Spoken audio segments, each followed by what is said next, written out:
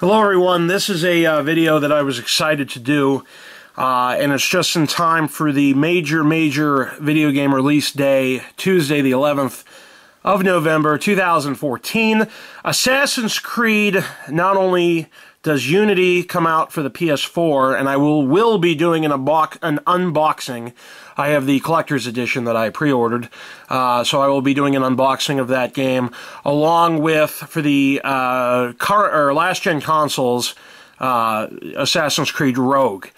I'm excited to be playing both of those. It's pretty cool that there will be like two major releases at the same time, so as far as boredom, I will be up to my eyeballs in Assassin's Creed video games for the foreseeable future. But what I wanted to do in this video is do a revisiting of where we've come as far as the series, where it's going, you know, some talk about, you know, what we've done as far as where the series is going to go, and thoughts on the backstory and where that's going to go and all of that sort of a thing. So the first thing we're going to be looking at in the series is, just put these out of order. Let me quickly, there we go. All right. This table wobbles, so bear with me here. Let me throw this here. Come on. There we go. Okay. First thing we're going to show you here is just real simple stuff. If you've seen my recent collection videos, you've seen these. This is a Assassin's Creed Unity, what do you call it? Like a pen light, which is pretty cool because it actually has the symbol that, you know, if there's no light, if it's dark, you'll see the symbol on the wall, so that's pretty cool. Not a pen light, but a, what do you call it? I forget what they're called. You know what I mean. The laser pointers, there we go. And so the symbol, the Assassins, lights up the wall. That was pretty cool. I got that from GameStop Power-Up Rewards. I had a bunch of points. Nothing really seemed cool, so I grabbed this. What the hell? The next item in the Assassin's Creed collection that I have is the ring, also from GameStop Power-Up Rewards. It is what it is. What are you going to do? So that's that. Now, the first thing I'm going to go and show you guys is the encyclopedia. There are two versions of this. One, and I was lucky to get the first one. I had to pay a pretty penny when I first got it because it was sold out on the UB Workshop. But here's the first encyclopedia. It came in this protective seal, and it's pretty cool. You know, it has all the sort of gizmo or symbols that, you know, the Animus would have. And it says it includes illustrations, exclusive prints, Assassin's Creed UB from UB Workshop, you know, and basically Research and Development Division, which is pretty cool, Abstergo Entertainment Industries. But, you know, this is pretty cool because it goes through the first few games. It goes up to or up to the Ezio timeline. It ends at that, and this is what it looked like out of the thing. We'll just do a quick, you know, you can see some of the pictures here, that sort of a deal. Probably should have done this the other way, but yeah, well, you can see it's dirty. Don't want it to be dirty, but just to give you an idea, you got Ezio's Revenge. And it goes, you know, into the different parts of Italy and stuff like that. And then there's a glossary at the end. I'll show you that. Well, it goes into Constantinople. This is the end of the Ezio saga. So then you got that. So that's pretty cool. You know, it shows you different, you know, characters like Lucy Stillman, and what else we got here? Desmond Miles does backgrounds on everybody.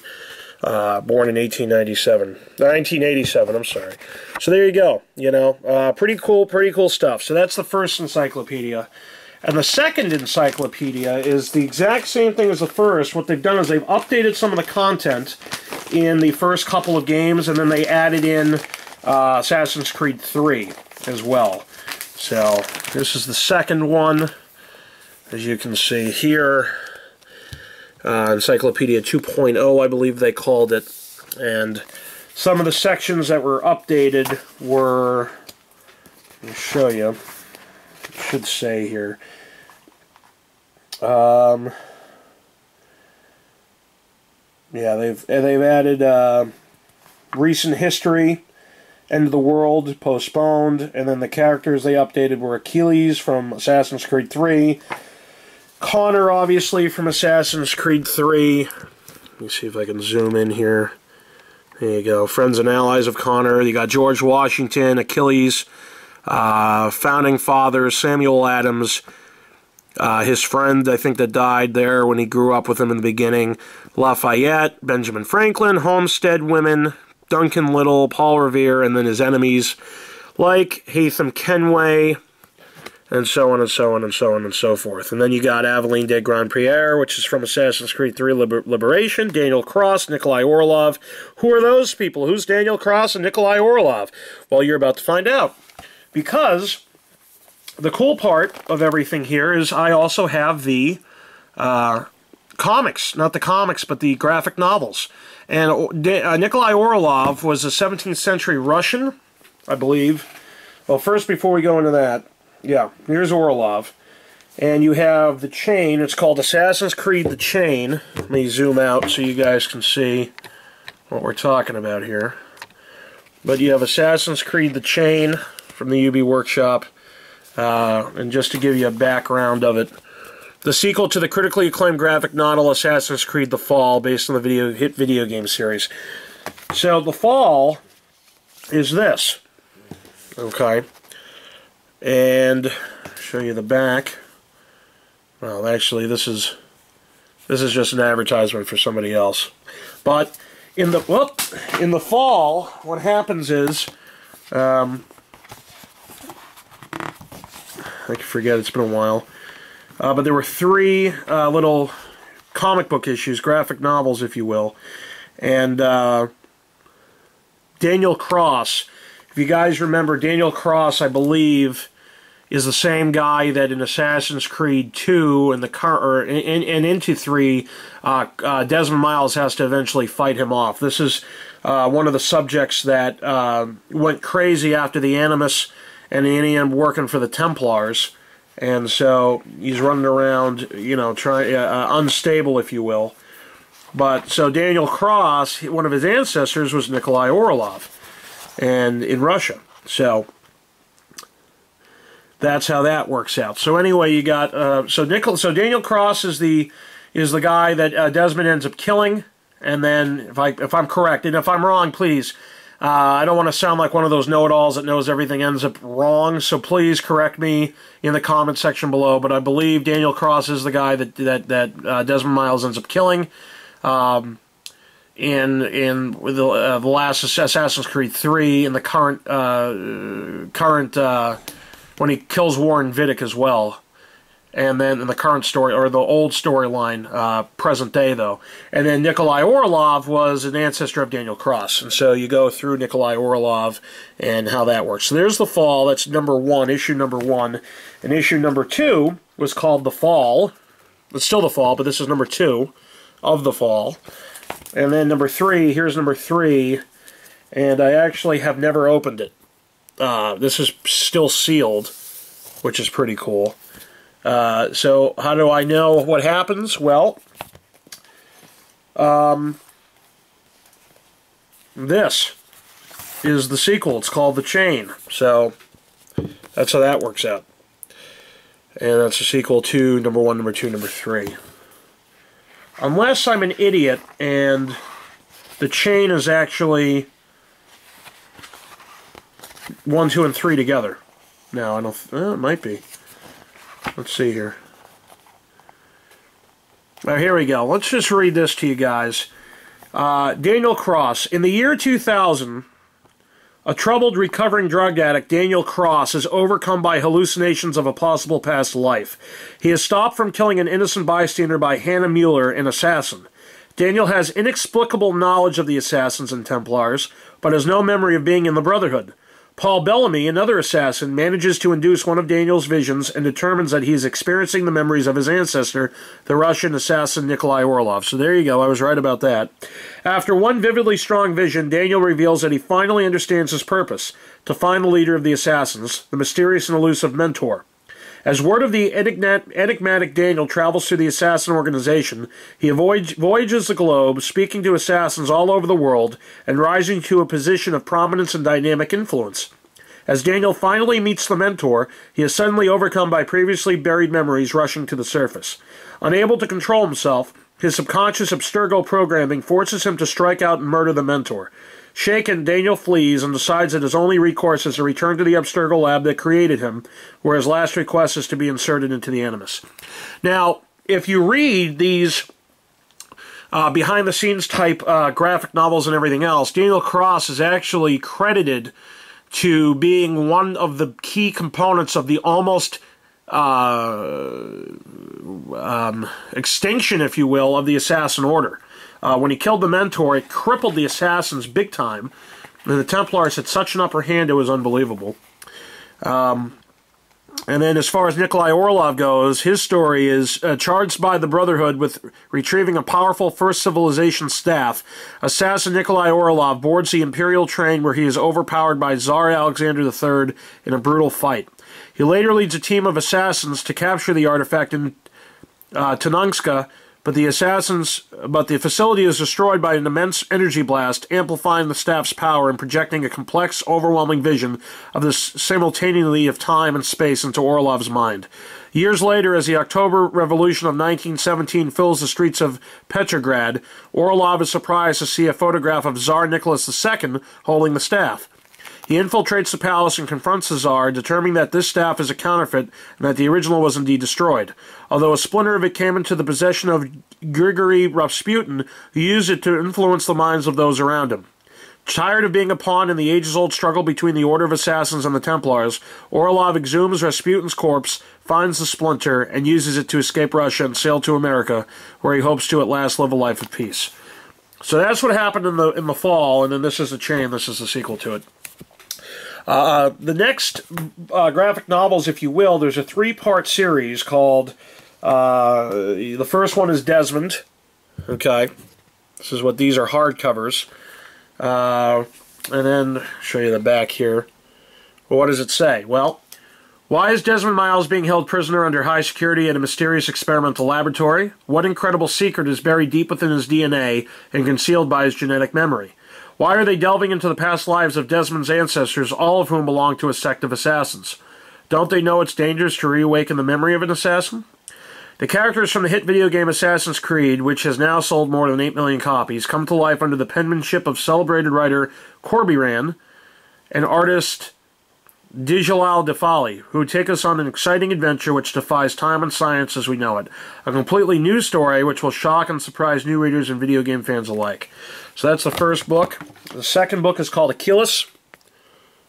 Okay. And on the back, Desmond has joined, before we go into that, let me just show you the back. There it is. Desmond has joined the ranks of the assassins. Now at their side, Desmond is plunged headfirst on a quest for a mysterious artifact of formidable power. But in order to find it, he must relive the past of his Roman ancestor, Achilles. Pursued by the Templars and confronted by betrayal in his own camp, Desmond will discover that throwing himself into the past will come at a price greater than he could have ever imagined. So there's number 2, and the last book in the series is called Asceptor. Asceptor. Okay. That's number 3. And the back.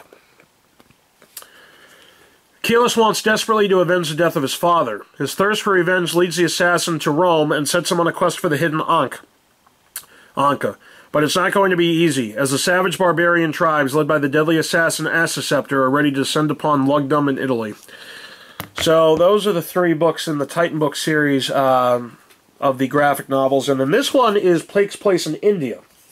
And I remember this one. I mean, the other ones I read like 40 million years ago. This one I read recently, say a few months back. It's called Brahmin, and it takes place in India. I'll show you the back here. Who is Jyot Sura, devoted fiancé of movie star Monima Das, gifted programmer at software giant Mysore Tech, or deadly assassin with a secret? When Jyot stumbles into a layer of code deep in his company's new device, the discovery threatens his relationship, his job, and his life. It also reveals shocking links to an ancestral past that cause him to question everything he knows about himself. As he delves further into memories stored in his genetic makeup, he uncovers an age-old battle between the Templar Order and the Assassin Brotherhood, both of whom are racing to find a mysterious artifact buried in the past that has the power to alter the fate of all mankind. So, in this, from what I can remember off the top of my head, there's this guy who works at the computer place, which is actually funded by Abstergo. And his girlfriend is a famous movie actress, and he wants to marry her, or she wants to marry him, or something. There's a problem where he doesn't commit to her, and so one day he brings his work home with him, and it's like a virtual reality simulation where you can delve into your past lives. So she tries it with when he was asleep, and she tries it out, and she ends up reliving a past where she was this princess way back in the day. And she fell for a, sort of like Aladdin, if you will. She fell for like a assassin, but not like the assassin, like assassin, like an Assassin's Creed. We're talking like a regular assassin, like a mercenary, if you will, who's supposed to kill somebody and close to her. And so she ends up falling for him, finds out what he's about, disowns him, doesn't want anything to do with him, but then he ends up saving her life. And so she's infatuated with this one guy. And so now she's more distant in the real life from her boyfriend. Well, he then goes into the little animus, if you will, and finds out that he was in back in the day the place of the assassin. And so they both find out that, you know, back in the day they both liked each other. And fast forward into the present, they're the same people, but, you know, generations passed. And so that's how that works. And he ends up escaping Abstergo and everything else. So those are the books in the series as far as that goes. Now, the next set of things we will quickly look at is Oliver Bowden basically took with the exception of the present-day storyline, he took each game and he basically wrote the game into novel form. These are really good reads. A lot of it was pretty easy to read because I'd already beaten the game, played the game, so I understood the storyline pretty well. The other cool stuff that Oliver Bowden was able to actually put in here, which is backed by Ubisoft, is the fact that, you get like little behind-the-scenes thoughts of each character that weren't in the game. Never as much prevalent as in the latest one called Black Flag, where you basically read about Haytham Kenway, and Forsaken, which is the one beforehand, which basically takes place with Assassin's Creed 3, where you get a preview of how Haytham became who he was. How Haytham was originally supposed to be an assassin, and then his was it Haytham, or who am I thinking of here? I'm getting these people mixed up. Edward Kenway. Okay, so, well, before we go into that, let's go start from the beginning. Okay, this is The Secret Crusade. Now, this was almost like a prequel. It's the untold story of Altair, the Master Assassin. This was not based on number 1. It was not based on the first Assassin's Creed. It was actually written, and there were stories like, if I remember correctly, Nico Polo and all of these guys. Towards the end, yeah, Niccolo Polo actually wrote the book, if you will, with his father Marco Polo. So he basically wrote the life of Altair from like a reporter standpoint, in a private journal. So Niccolo Polo, father of Marco, will finally reveal the story he has kept secret all his life: the story of Altair, one of the Brotherhood's most extraordinary assassins. Altair embarks on a formidable mission, one that takes him throughout the Holy Land and shows him the true meaning of the Assassin's Creed. To demonstrate his commitment, Altair must defeat 9 deadly enemies, including Templar leader Robert de Salbe. Altair's life story is told here for the first time, a journey that will change the course of history, his ongoing battle with the Templar conspiracy, a family life that is as tragic as it is shocking, and the ultimate betrayal of an old friend. This is a pretty good read. It has some of the first Assassin's Creed game in it, but for the most part, it's actually a behind-the-scenes look of what really... I mean, not what really happened. You saw what really happened when you play the game, but behind-the-scenes stuff that you never got to see, which is pretty cool. So it's a great read. Find it. You could find find it on Amazon. It's like $7, $10 the most. I mean, pick it up. The second book in the series that Oliver Bowden wrote was called Renaissance, and that was obviously based on Ezio. And this basically was Assassin's Creed 2. So on the back, I will seek vengeance upon those who betrayed my family. I am Ezio Auditore da Firenze. I am an assassin. Betrayed by the ruling families of Italy, a young man embarks upon an epic quest for vengeance. To eradicate corruption and restore his family's honor, he will learn the art of the assassins. Along the way, Ezio will call upon the wisdom of such great minds as Leonardo da Vinci and Niccolò Machiavelli, knowing that survival is bound to the skills by which he must live. To his allies, he will become a force for change, fighting for freedom and justice. To his enemies, he will become a threat dedicated to the destruction of the tyrants abusing the people of Italy. So begins an epic story of power, revenge, and conspiracy. Truth will be written in blood. So that's the second book. The third book is called Brotherhood. It's based on the Brotherhood game, okay, from Oliver Bowden. This is what it looks like. And on the back, I will journey to the black heart of a corrupt empire to root out my foes. But Rome wasn't built in a day, and it won't be restored by a lone assassin. I am Ezio Auditore da Firenze. This is my Brotherhood. Rome, once mighty, lies in ruins. The city swarms with suffering and degradation, her citizens living in the shadow of the ruthless Borgia family. Only one man can free the people from the Borgia tyranny, Ezio Auditore, the master assassin. Ezio's quest will test him to his limits. Caesar Borgia, a man more villainous and dangerous than his father, the Pope, will not rest until he has conquered Italy. And in such treacherous times, conspiracy is everywhere, even within the ranks of the Brotherhood itself. And it looks like it was $9.99, by the way. You could probably find it cheaper. I bought it for $9.99. The last book in the Ezio series was called Revelations, again based on the Assassin's Creed game. So there you go. This is what it looks like. And then on the back, older, wiser, and more deadly than ever, Master Assassin Ezio Auditore embarks on an epic journey to find the lost library of Altair, a library that may hold the key to defeating the Templars. However, a shocking discovery awaits him. The library holds not only hidden knowledge, but also the most unsettling secret the world has ever known, a secret the Templars hope to use to control humankind's destiny. 5 keys are needed to access the library. To find them, Ezio must travel to the troubled city of Constantinople, where a growing army of Templars threatens to destabilize the Ottoman Empire.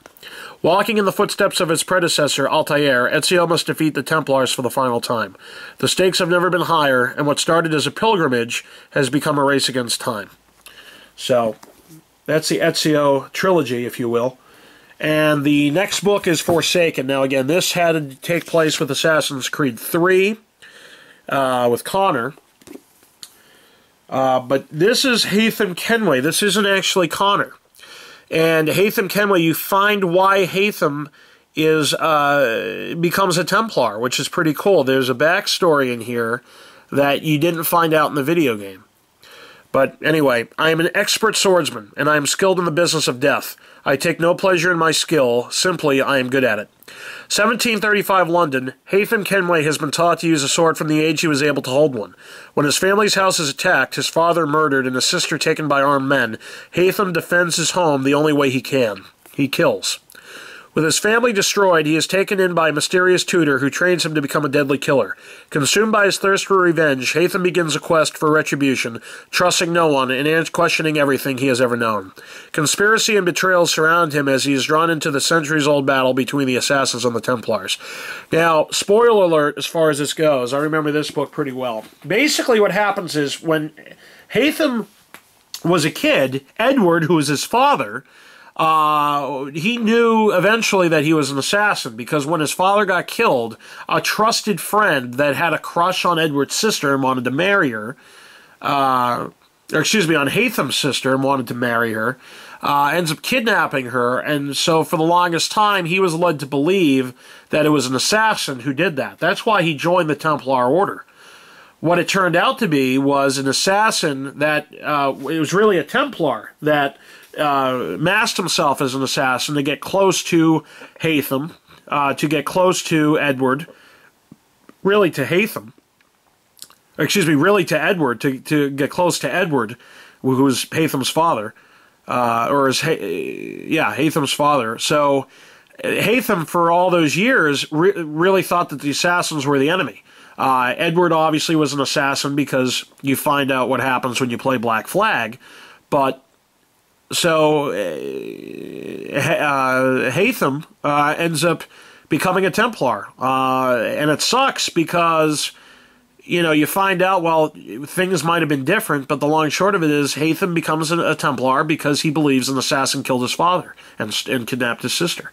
And you find out later that that's not the case. It was a Templar masking himself to be an assassin. So that's what happens in Forsaken. And then the last book that recently just came out, obviously when Black Flag came out last year, was Black Flag. And so on this one, I was spellbound by the hooded man at work, mesmerized by this agent of death who had ignored the carnage around him by biding his time and waiting to strike. It's the golden age of piracy and the New World beckons. Edward Kenway, the brash young son of a wool merchant who dreams of gold, cannot resist the lure of a life of glory on the high seas. When his family homestead is attacked, there seems like no better time to escape, and Kenway soon establishes himself as one of the deadliest privateers of his day. But great ambition and betrayal follow closely in his wake, and when evidence of a crippling conspiracy begins to surface, threatening to destroy everything that he holds dear, Kenway can't resist the urge for retribution. And so he is drawn into the centuries-old battle between the Assassins and the Templars. Again, these are really good books. Pick them up. You can easily find them. Not hard to find. Go on Amazon. You may be able to find them in Barnes & Noble, but for the most part, they're on Amazon or eBay. I buy them off Amazon. And so that's how that goes. Great reads. So we've gone through, just to quickly recap, we've gone through the encyclopedias, we've gone through the little toys I got from GameStop online, we went through the graphic novels, we've gone through the novels, and now the best part, getting to the games. Now, if you've seen my, I think I did it in my game room tour video, you'll see that a lot of the Assassin's Creed games I had were for the 360, the Xbox 360, and not for the PS3.